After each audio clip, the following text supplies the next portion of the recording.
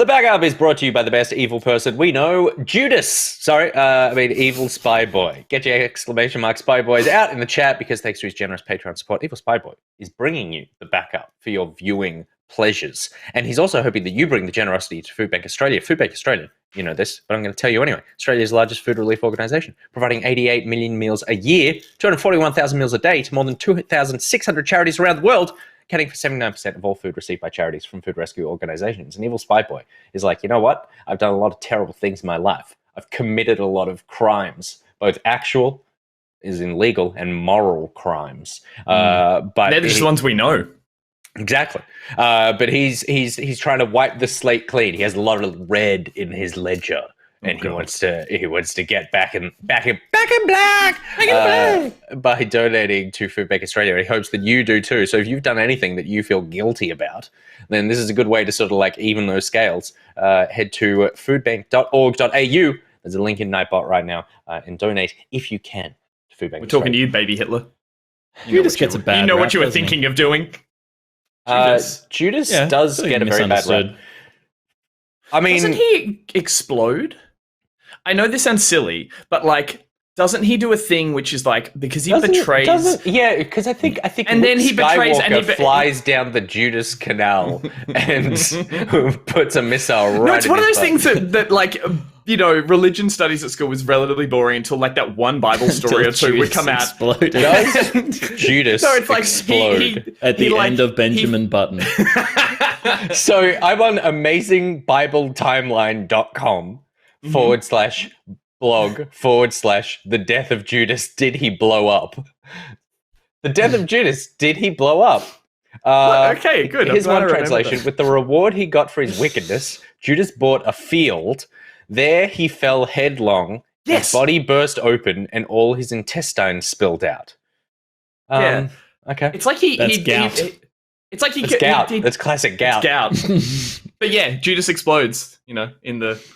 In the Bible sequel, the Bibling. Interesting. The more action-packed version of it. So yeah, there you go. Okay, cool. All right, good. It's a fact.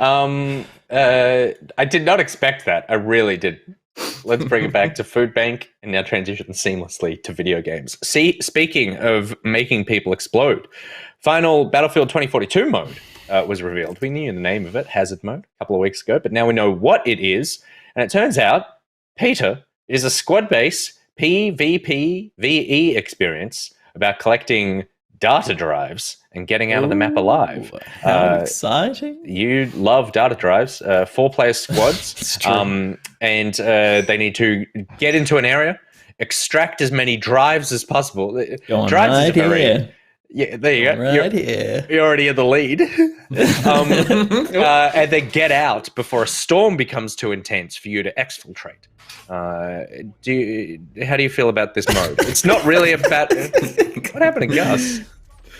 What? No, nothing. It was Okay, it was you going with the amount of care that this mode announcement deserves. Why are you throwing to Pete then?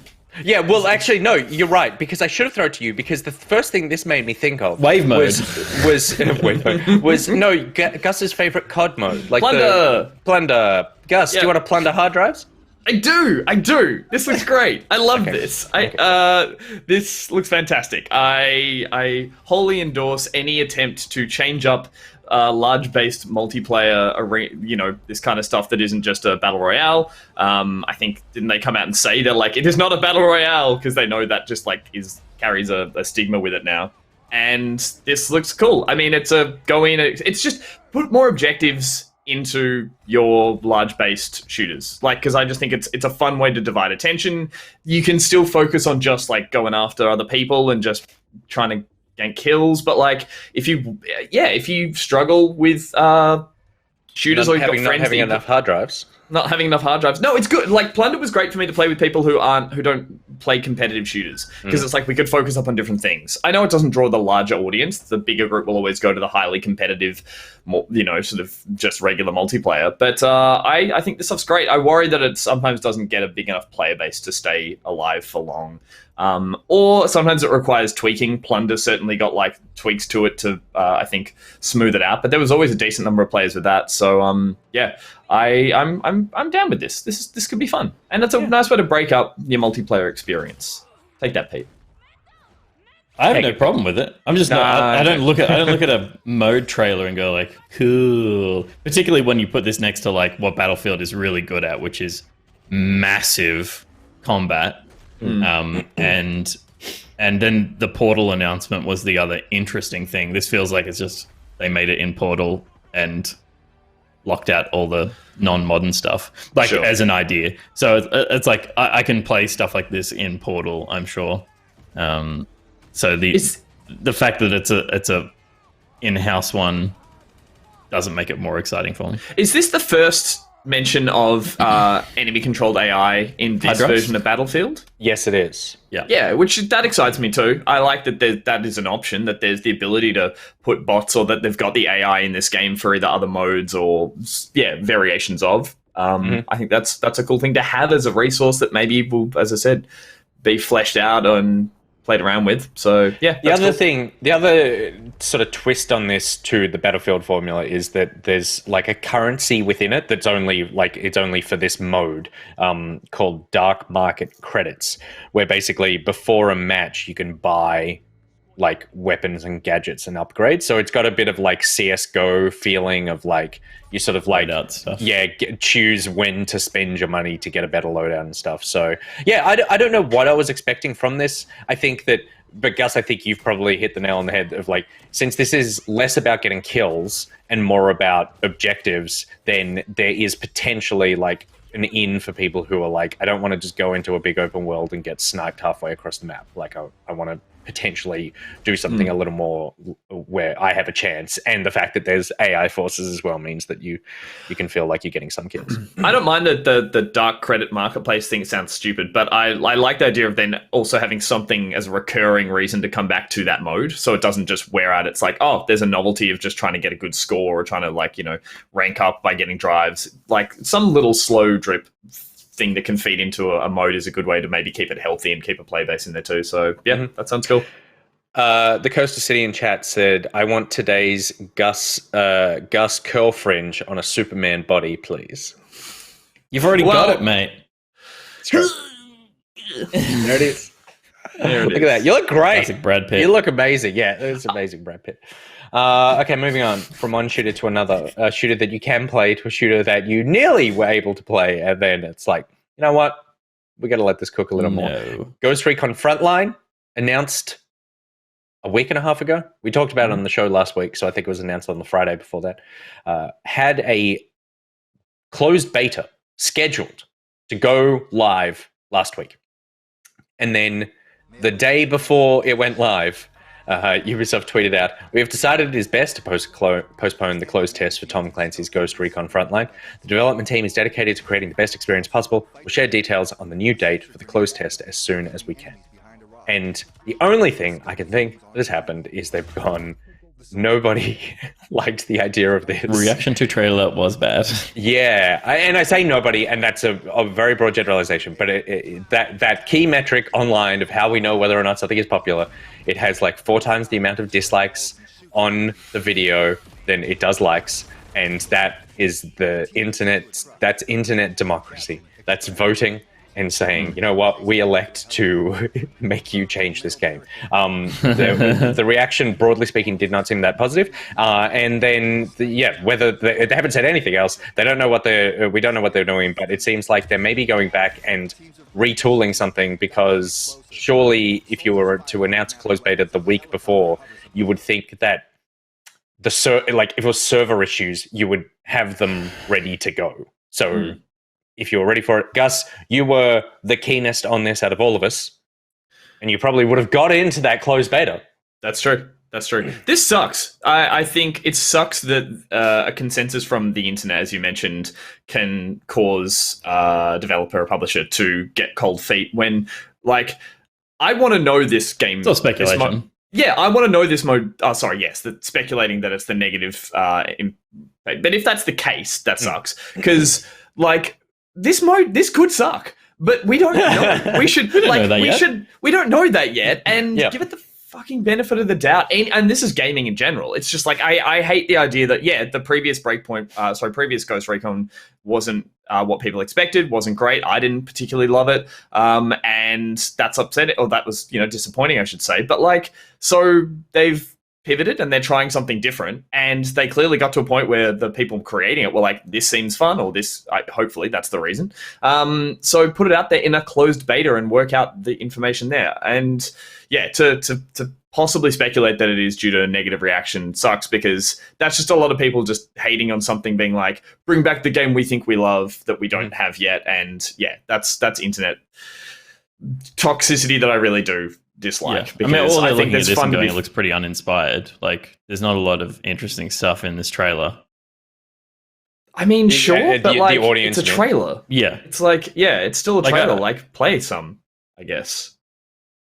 It's fun. No, this like. No, I know what you mean. Yeah. I know what Like you they're just the quintessential hates things from the trailer, dude.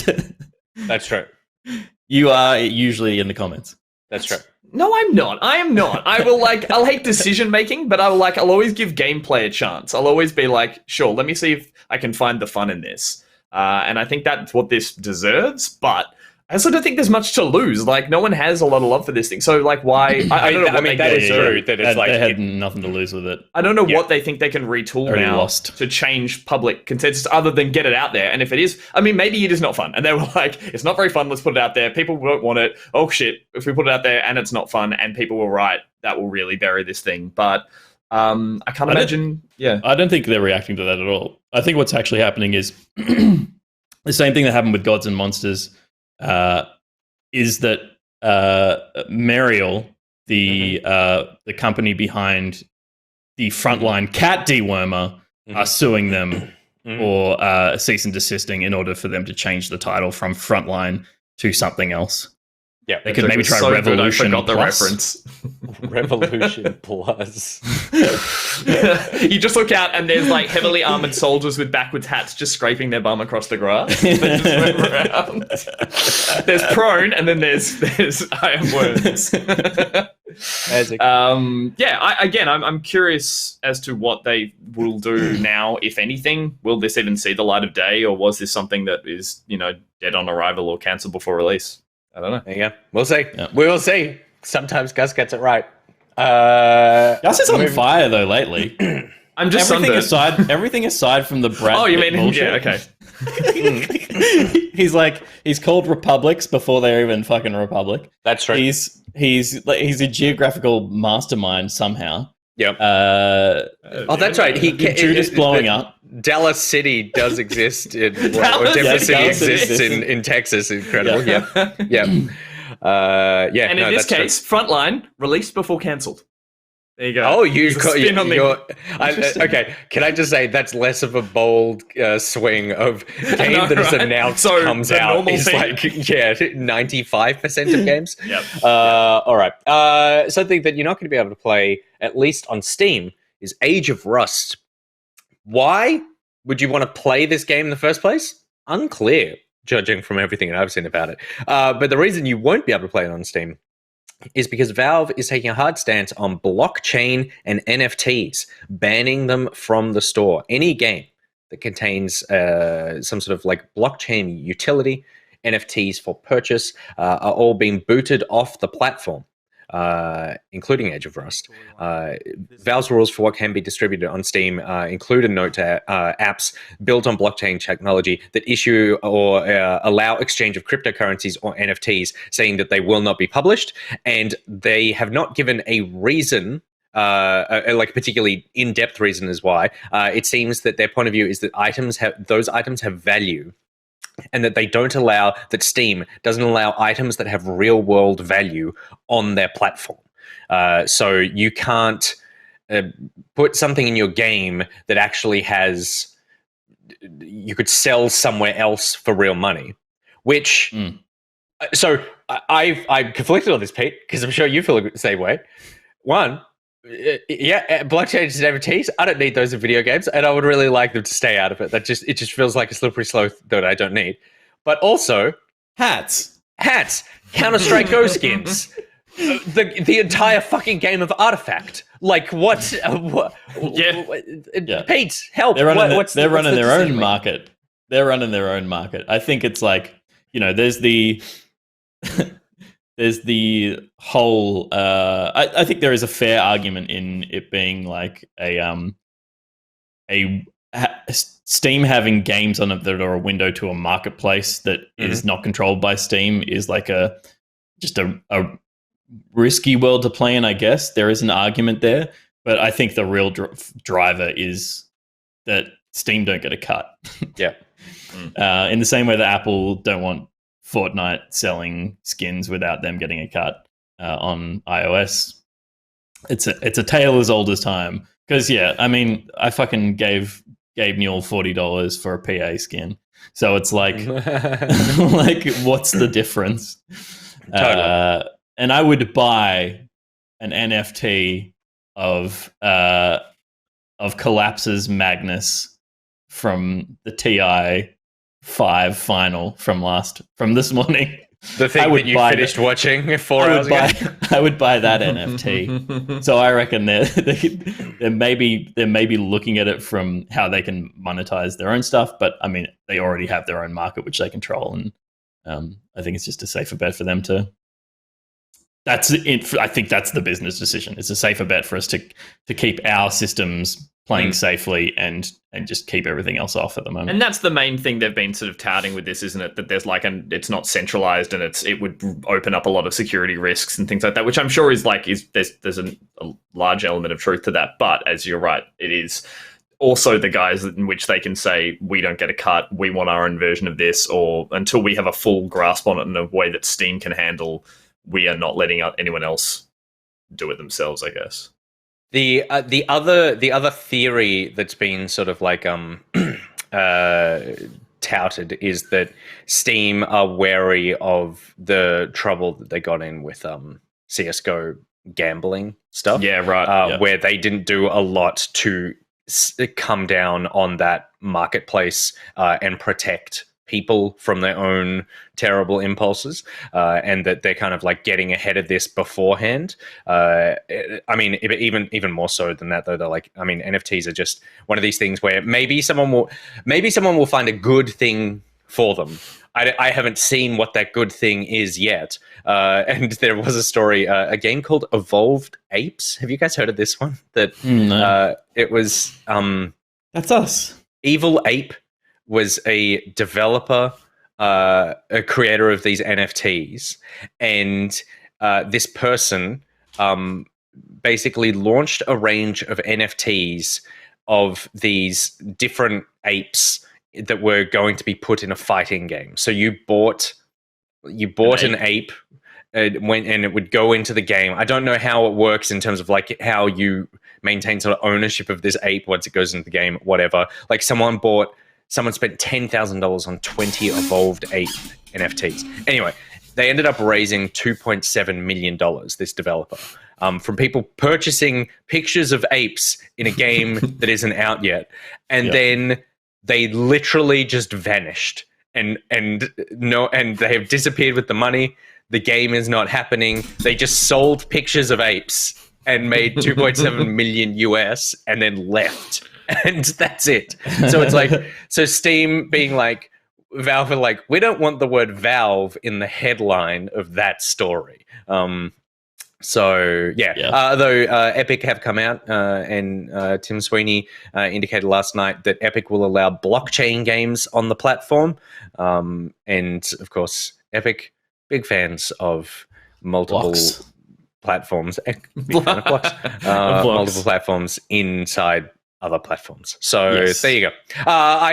Hopefully, I mean, this is a relatively big deal when the biggest gaming platform on PC says, hey, you can't do this and you can't sell your game on here. So maybe that have some sort of effect, and particularly for these like bigger games that we know that who was it, like Hasbro were talking about putting NFTs in upcoming games and stuff, and that's something that they won't be able to do and sell on Steam. So maybe it will have bigger repercussions moving down the chain.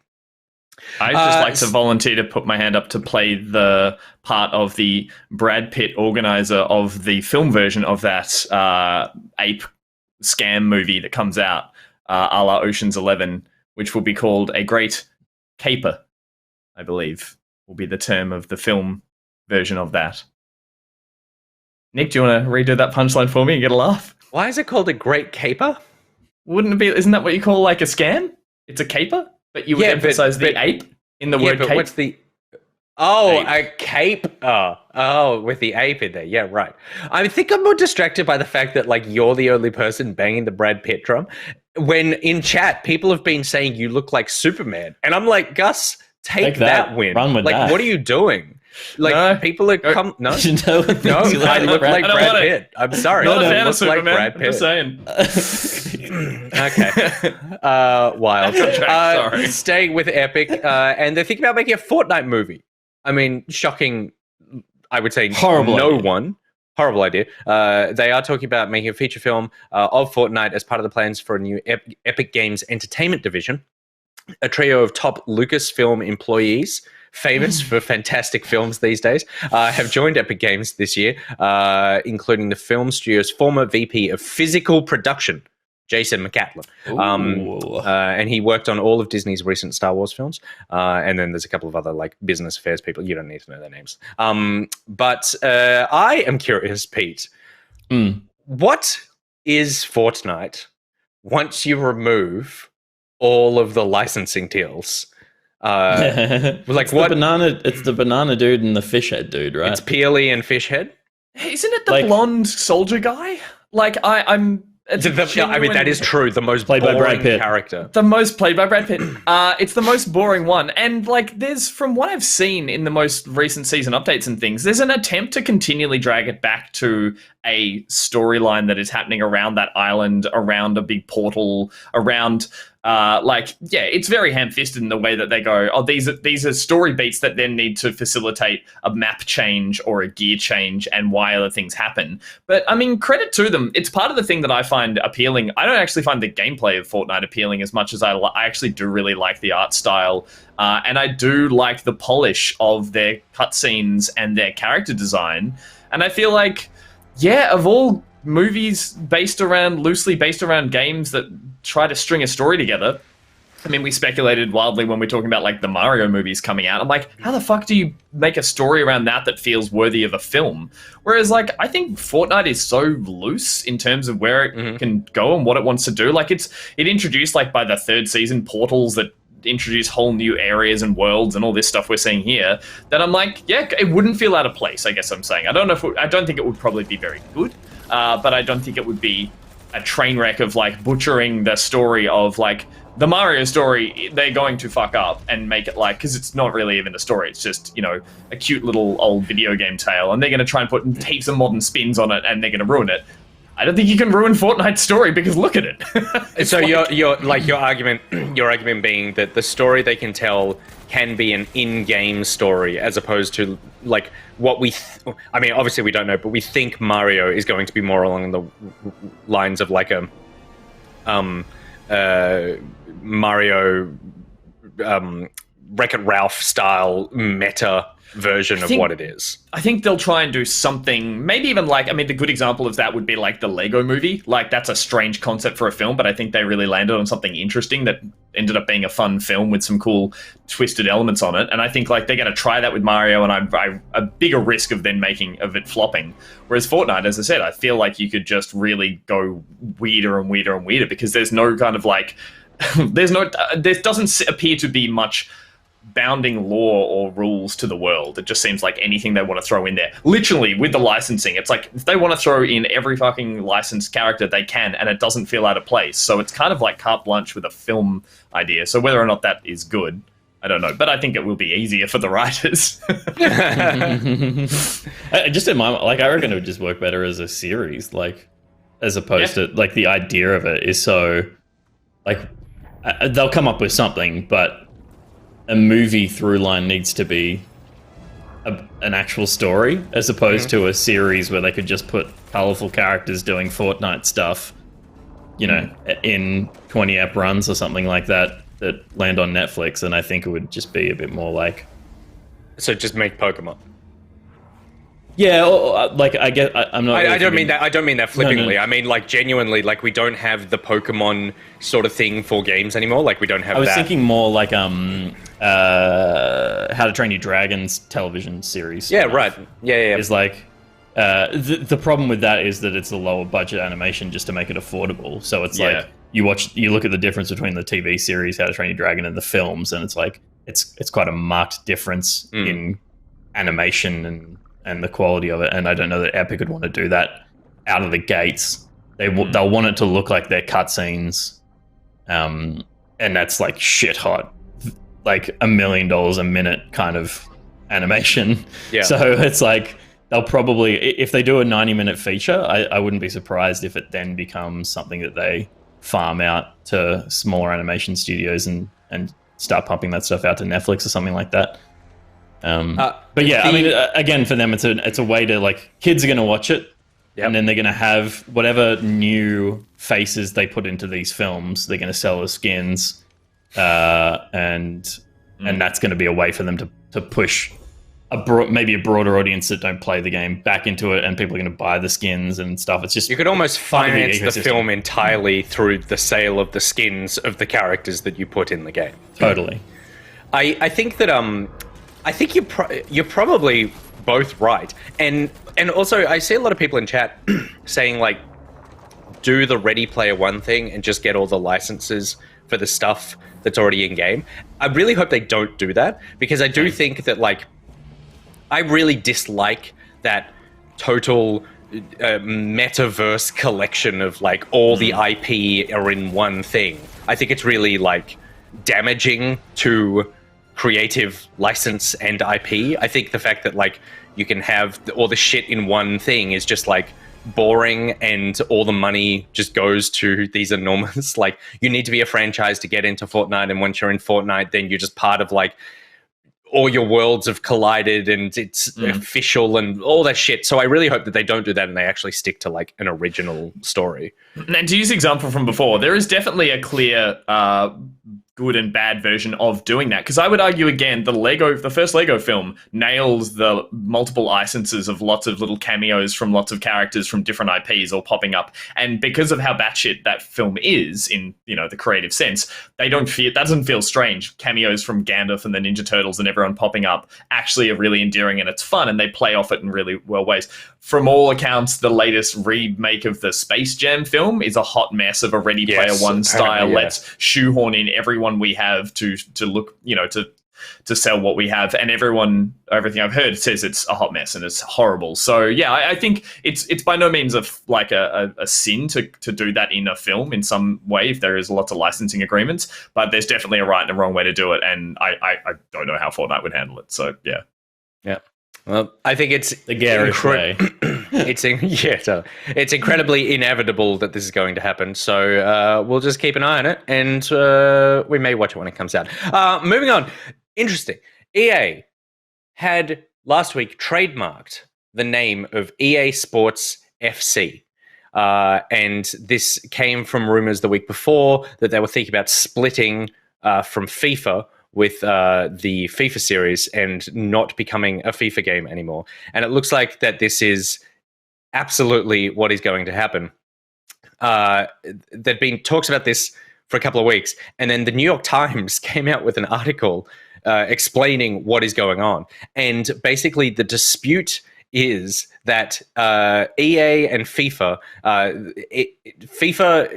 want EA to pay them the license fee to use the word FIFA. That totally makes sense. But what they want to do for when this is renewed, which I think is next year, or maybe it's the year after, is they want to double the amount that the license costs, and to limit EA's ability to monetize beyond the game itself. So basically, it means that you can't use the word FIFA with EA where it's actually like highlights of actual games or big tournaments, digital products like NFTs, of course. But the doubling they want, and I had no idea that this was expensive.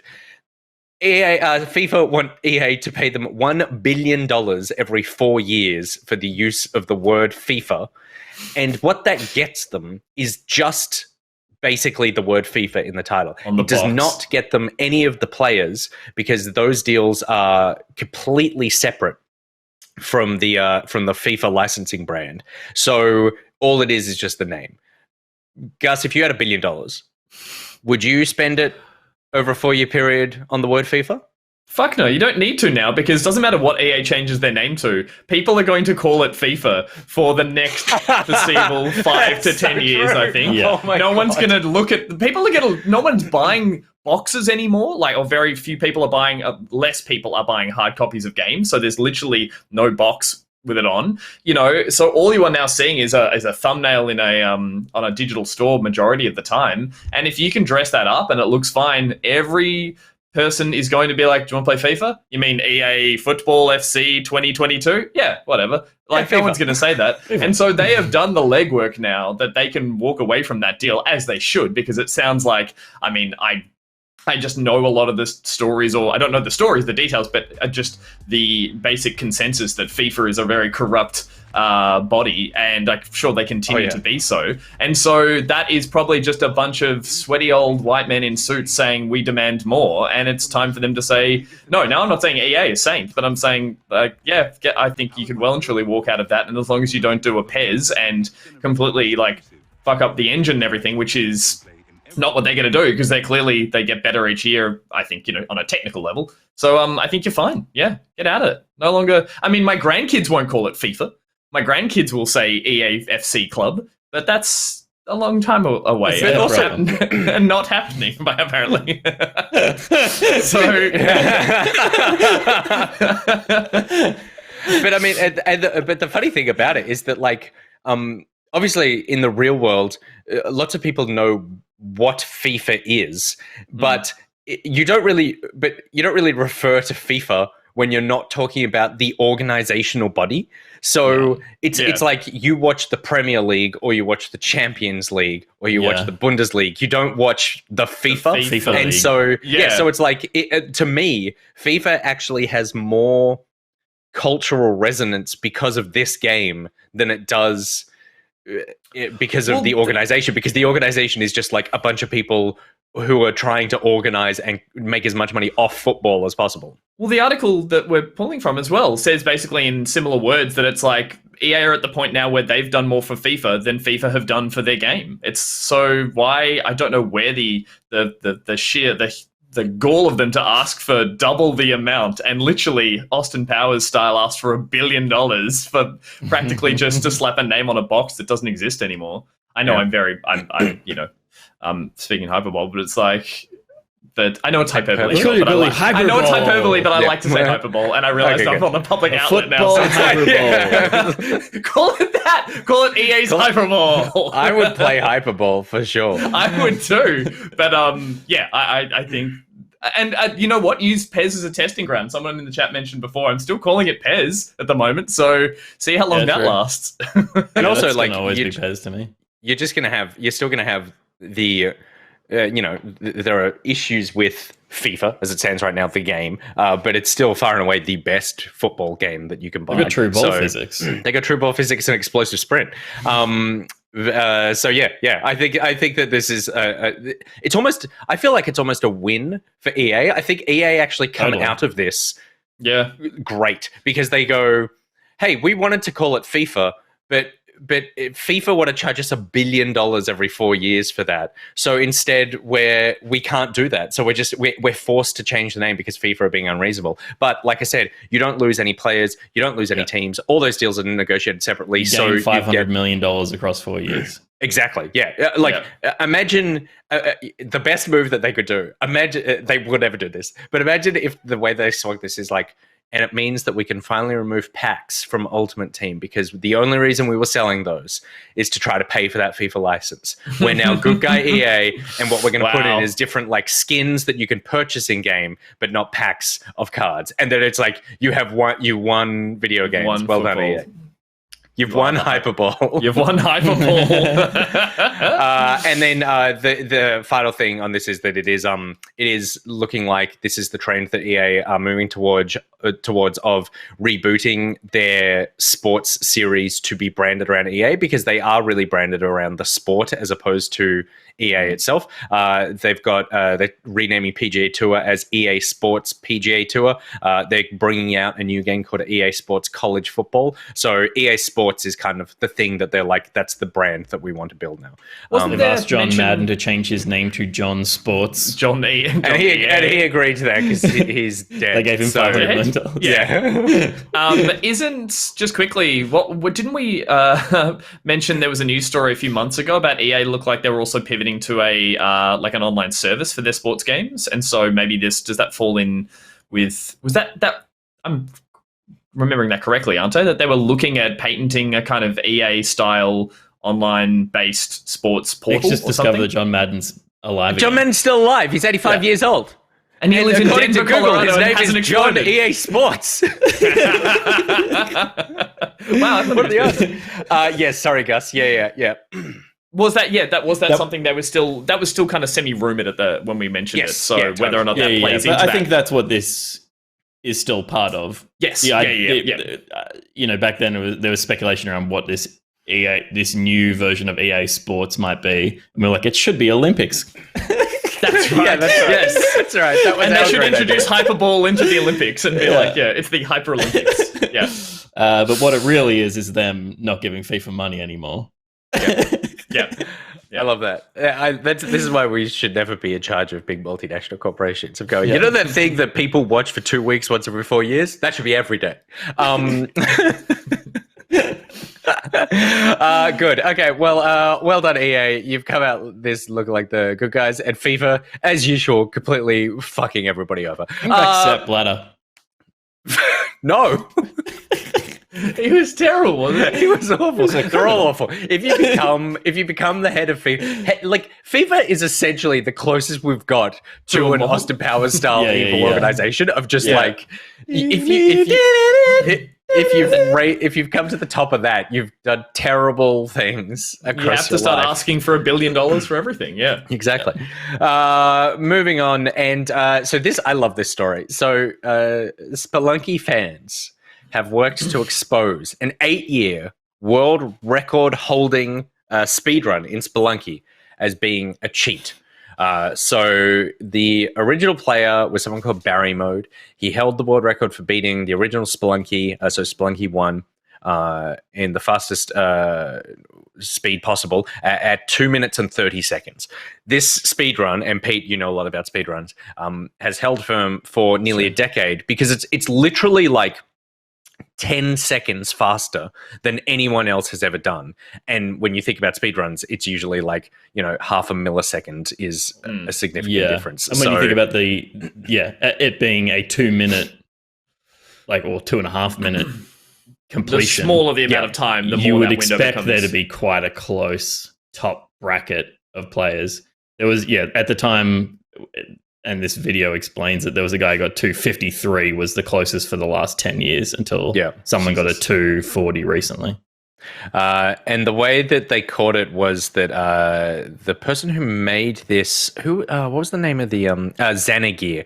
It made this video sort of like explaining how they caught the guy. There's a black tile up in the top left square on the screen that seems to be missing, and people went, well, hang on, this tile is like hard coded into the game, so it's not like it loads in and that texture just for some reason didn't load. So something is happening with that like black square. If you're watching the video, underneath the heart up the top there, you'll see a black square that sort of like stays on screen the whole time. And this is a there's a piece of software that is running that lets you reload saves.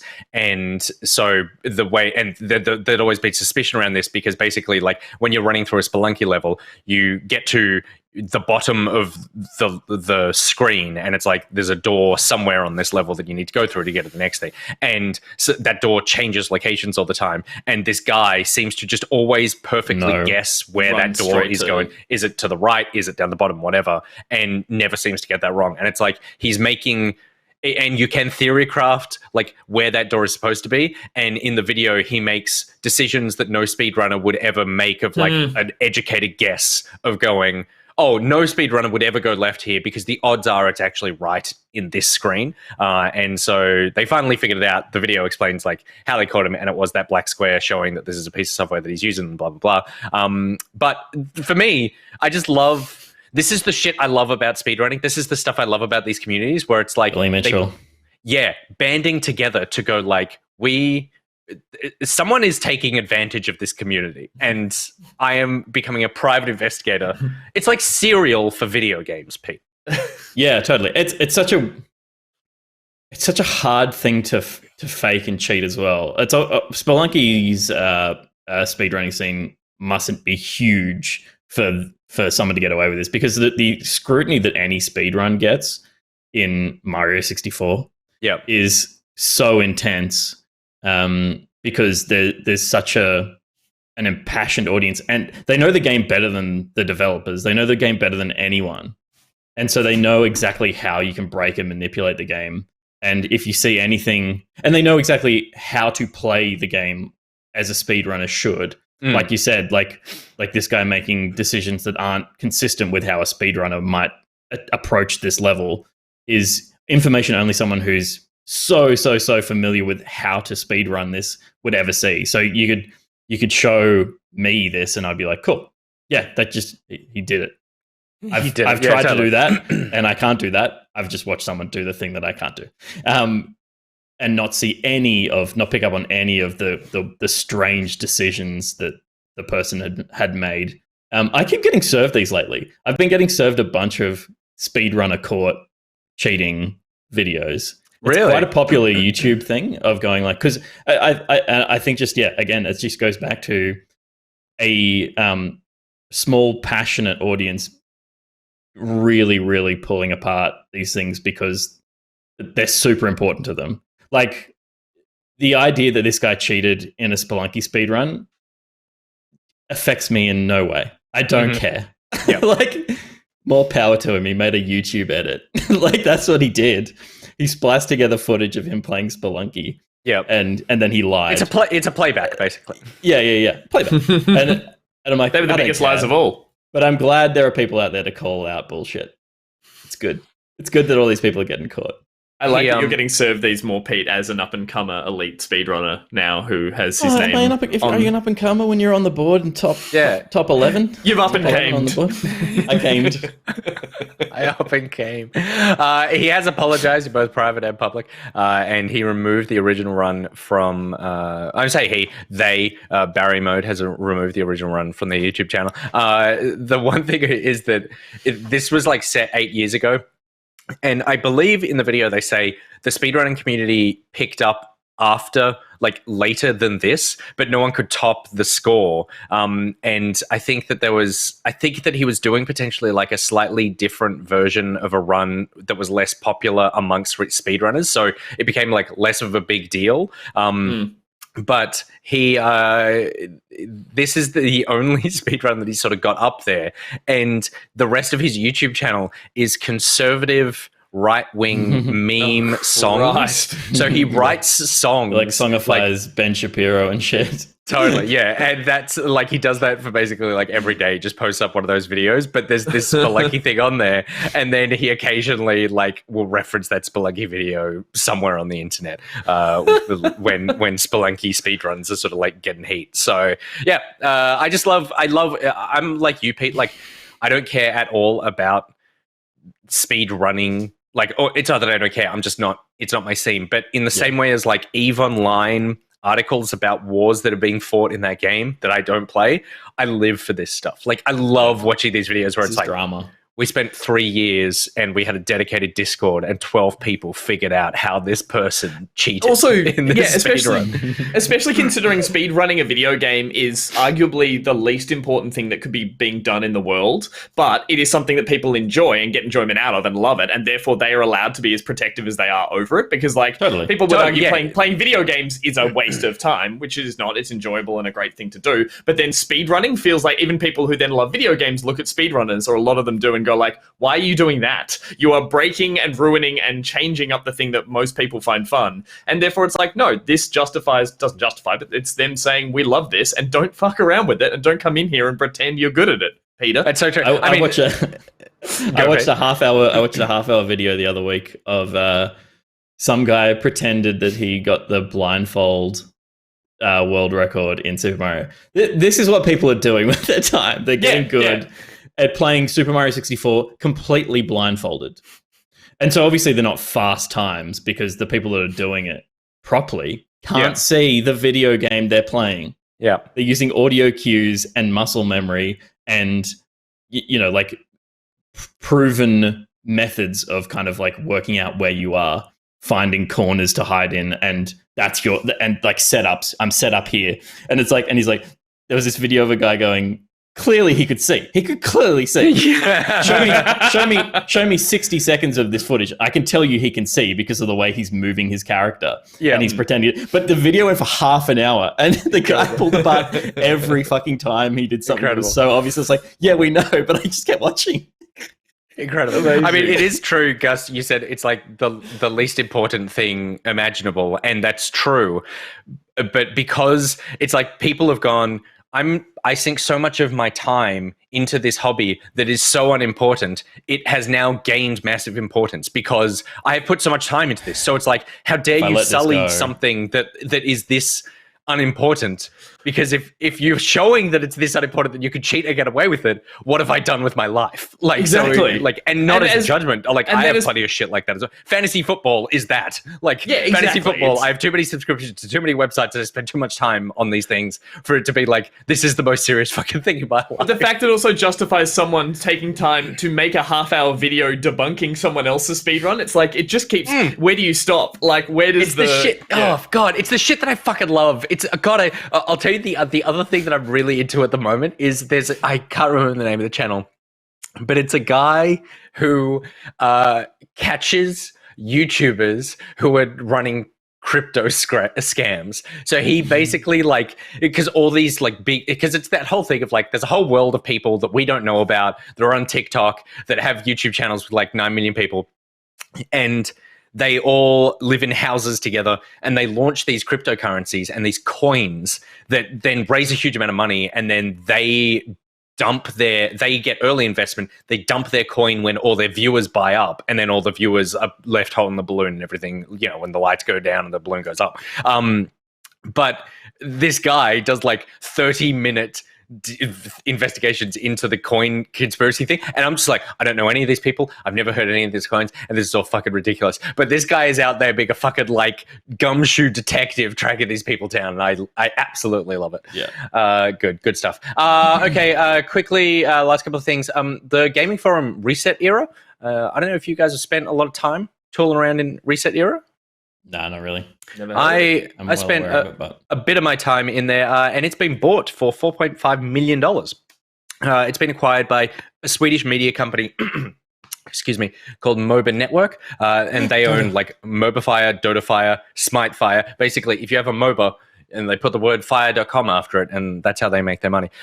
They've bought Reset Era from the one owner for $4.5 million. So Reset Era, a pretty big gaming forum, and owned by one person who's making out with a fair bit of money for that. The reason that I bring it up is that even though MobaFire say that it's going to continue, and that they're not going to particularly change much, there has been a trend over the last 24 months of places shutting down their forums and moving to different platforms. And the big one that happened a couple of weeks ago was Eurogamer shutting down their forums and launching a Discord instead.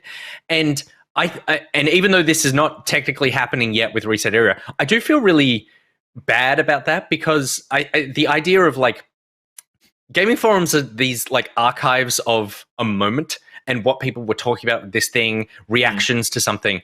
And when these forums go away or get bought by some big company that like changes what they are or whatever, it's like we lose a lot of like gaming history from that thing. And particularly like, moving to something like Discord that's like a conversation flow and not an archive. I don't know if you guys have any feelings about that, but I was just like, oh, even though they say everything's going to be the same, it's not going to be the same, and it's going to change, and it's eventually going to disappear and become a Discord. Yeah, I like forums. I like that it's the next evolution of like print journalism's dead. Now everything's online, and now it's like online not journalism, everything is online series of VCs is now turning from forum based into these more like whatever app based things. It's like, and now we're allowed to be nostalgic for the days of forums. And remember the Good Game Forum? I remember that one. Yeah, the forums are great. Like I spent so much of my life in forums, and the idea that like I love Discord, but I love Discord for the tool that it is, which is like a conversation on that day, and not something where I'm like, I'm going to go back and look up something that someone said 6 years ago. Yeah, because Discord hasn't been around that long. So anyway, Reset Era. I'll still read you, but you'll die soon, and that'll make me sad. And then the final announcements. Just like John Madden. Hey, so who's going Johnny backwards? A Sports to you. The final two announcements from this week. Gus, the Xbox fridge. It's a real thing, and it's surprisingly cheap. I want it. I want it. I don't. I've been trained over my many years of previous jobs to not sort of shell out for or like ask online for things from companies for sponsor. I want it. Xbox. If you're watching this, give me a fridge. Give me a fucking fridge. Give them That's all I have to say about it. Wow. I love it. And I think you had them until the last part. hang on. Hold that order. He said what? No, fuck it. Fridge. I want it for the show, so we would 100% use that on our show. We have to stop the show to go and get things from our little fridge. And so if we had that on our set, we would happily, I know I'm speaking on behalf of the company, I want that fridge. So for context, it's an Xbox Series X. Sorry, yeah. That is a fridge. It looks exactly like a console, but it's a fridge instead. It is retailing in America for $99, which is, I think, shockingly cheap for what it is. I was genuinely expecting this to cost nearly as much as the Xbox. Is this like a toucan fridge? Have I been looking at the no, it's tiny. It's tiny. But it's a 10-can fridge. It has two shelves, 10 cans. Okay. If we, I can't believe we're talking about how we would integrate basically an advertisement for a company into our show. And Nick, I want to leave it. I also love how terribly uncreative it is. It's just like they took the most lamest version of their console. I'm not getting one now, damn it. And it's just the most uninspired black box of a console, and they're like, let's make it a fridge. It's not some weird clever thing where it's like you open the top of an N64 and have to like reach in awkwardly. It's a cube. What the fuck what can you store in an N64 fridge? Nothing, it would have to be enormous. It's nothing, but it would be... That's the point of this. This is incredible marketing. Which is why I love it. This is incredible marketing, because like Xbox have done such a good job. What? I reckon they were like... they showed their console, and the internet laughed at them and said, Xbox made a fridge. And they said, okay, we fucking did. And then, because the announcement of this was the Xbox, and then it opened up, and people were like, what the fuck? I walked that back. I didn't know the internet came out, and I missed that. They leaned into effectively criticism of the console and the design. Okay. I love it more now. Fucking smashed it out of the park. They made the giant one for Snoop Dogg. They made it like life size, like an actual home refrigerator. So you've probably seen footage of that one. Was the big one 6 months ago, and then they're like, "Fuck it, let's just make a mini fridge. We'll sell 1 million of them," and they will. They will. They really will. Take it at $100, man. It's the perfect console for it because it can hold shit because it's a fucking box. Yep. And like, I'm sure they're just slapping a bit of design onto an existing product. Like, there'd be a factory somewhere that's making like perfect box rectangle fridges that they go, put an Xbox logo on that and we're done. That's how they can sell it for $100. The mold already exists. They're fucking just... It's great. It's a 2-shelf fridge. You could store 10 cans. So we could basically get through a full show with the amount of like soft drink that we drink in studio during a show night. We could fill it up and then empty it by the end of the night. It's also got a USB charging port that is functional. What? The only thing that sucks about this, beyond the fact that we're buying something that is made by, like, it is just marketing, is that it will probably cost $9,000 a year to run, because mini fridges are just the most power inefficient you could possibly buy. But knowing how hot the Xbox runs, it's got to generate that heat and keep something cool at the same time. It's just like it's the win. The win is you have a fridge there, but on the top you have a hot plate, and you just can fry something on top just for the heat that is being dispersed. In back pocket, I feel like a bit of cheeky bacon. I'll just be there cooking it up on the Xbox stovetop. There you go. So it's it's coming out in the US and UK. I think they've promised regional availability in 2022, and there is an article on pressstart.com.au that says we might miss out this year, and that it will be a sort of next year situation for that.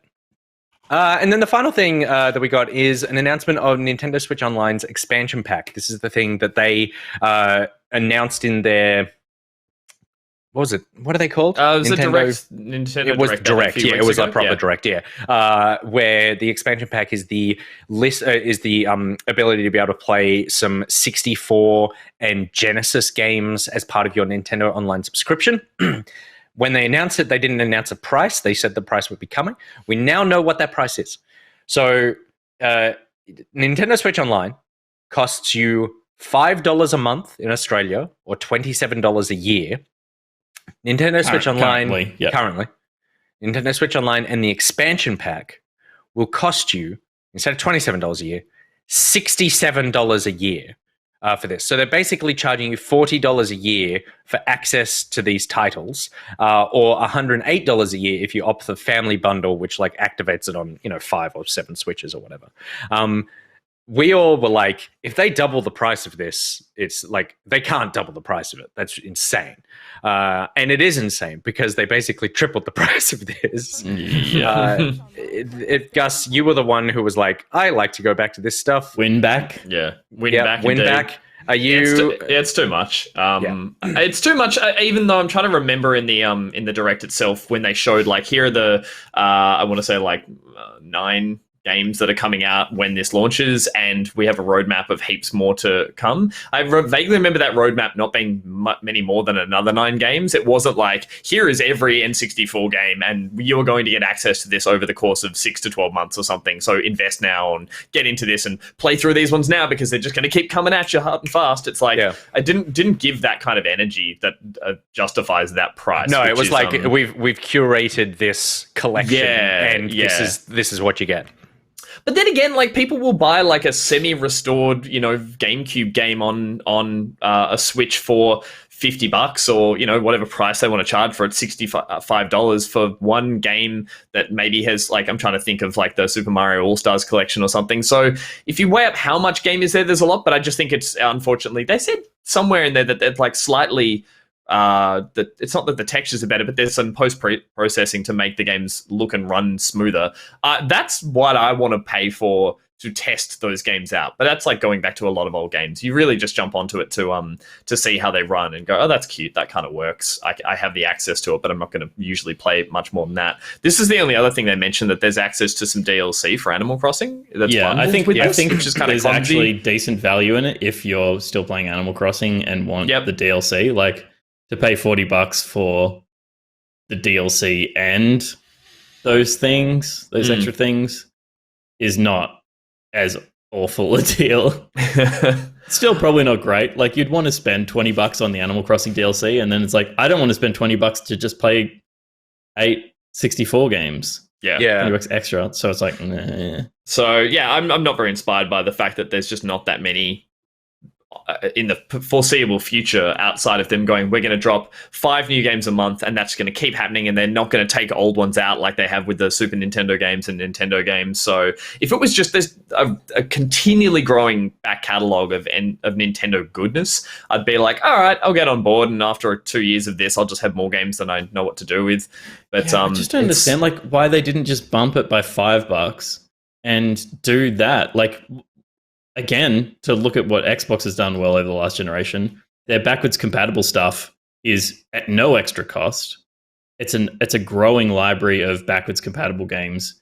I launched Banjo-Kazooie to run the 11th fastest speedrun time on an Xbox version of Banjo-Kazooie, and I'm on a Series X. Supposedly. It launches the Xbox 360 dashboard to bring up the Xbox Live Arcade version of Banjo-Kazooie that has my saves on it from 8 years ago.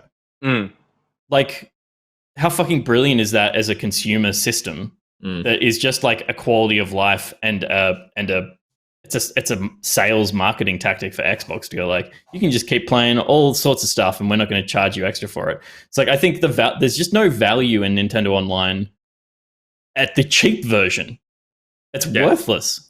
And I'm trying again off the top of my head. It was unless you only play ever Splatoon. Splatoon. It was only ever Splatoon and Smash Bros. Online. I guess like a lot of people, that's probably their two biggest first part or like Nintendo-based online games. I might be missing one in there, but they definitely don't have your CODs and Forzas and other strong multiplayer focused games. So they really need to zhuzh up the back catalog rather than as an online service, because I would pay $10 a month for a huge library of old things that I knew weren't going to get taken away from me.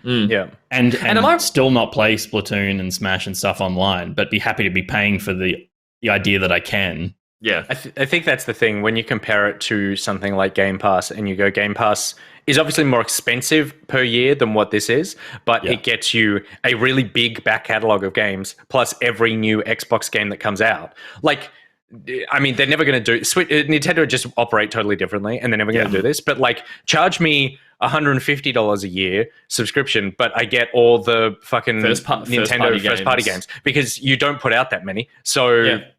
Like, do something like that where every 6 months I get a Metroid Dread or I get a Mario something. Like, because I do think the framing is the thing of, like, you're right, Gus, that people buy these packs of, like, we slightly restored this game and here's a pack of like 4 of them, and you buy it for $25 or something.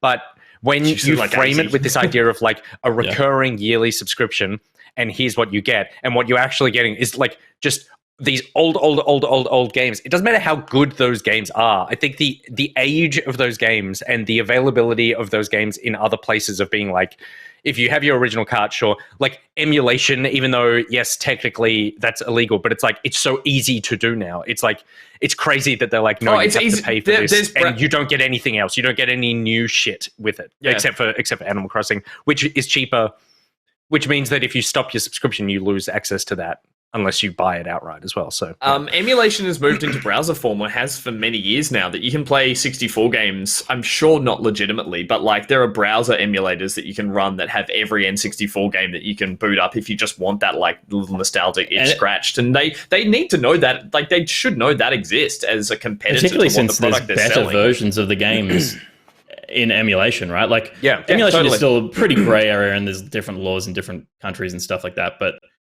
generally it's understood that the emulator is made by someone, and whether that's legal or not is because they're like replicating proprietary hardware. But if you own a physical copy of the games, downloading the ROMs is not considered illegal in some places. I'm sure like, creating the ROMs puts that person to whoever's like done that. Whoever that's definitely ripped the software and uploaded it elsewhere for that's the distribution. But as well. So there's there's dodginess everywhere. But the fact that you could play like Super Mario 64 in 4K 60 frames a second, emulated through Dolphin, is like a heaps better way to go back and play an old game than, hey, we just ported the same old shitty. And just to reiterate, like N64 is kind of the last generation of things that can be emulated really successfully. I've experimented heaps with it over the years, and once you make that jump to Xbox Original and PS1, it's really hard to get your head around PlayStation X emulation. Like it just is really unsuccessful. Xbox Original, same thing. From then on up, emulation kind of takes a back seat. Games became too complicated. The engines, whatever. Xbox is literally doing that. No, they're doing it themselves. But what I'm saying is that, like, beyond that, I guess, like, GameCube can be. But Nintendo need to know that that's the realm in which people are easily accessibly emulating things is from original Nintendo up to 64. So for you to try and weigh in on that and not know that that's already something that is very easily accessible and very easy to do online, and then charge this much, I feel it's naive. But as Nick said, they go about it a very different way. I don't think plays into their public facing. But it is funny, you look at like Ubisoft and EA, like these places have subscription services for their games that are granted more expensive, but include every new game that publisher puts out as a first-party title in the cost of their subscription. And Nintendo are like, remember the original Mario Tennis? hey, we got you, boy. So yeah, strange. If anything, I think that what this has done has throw in that reminded wireless me controller. to cancel my Nintendo Switch Online subscription. Throw in that 64 controller with the first year that you get, or something. I don't know. Yeah, do something. Do something, Nintendo. God damn it. You never will. We'll still buy your shit. I bought a Nintendo product over the weekend, for Christ's sake. All right, that's literally all the video game news that happened this week. There's nothing else you need to know.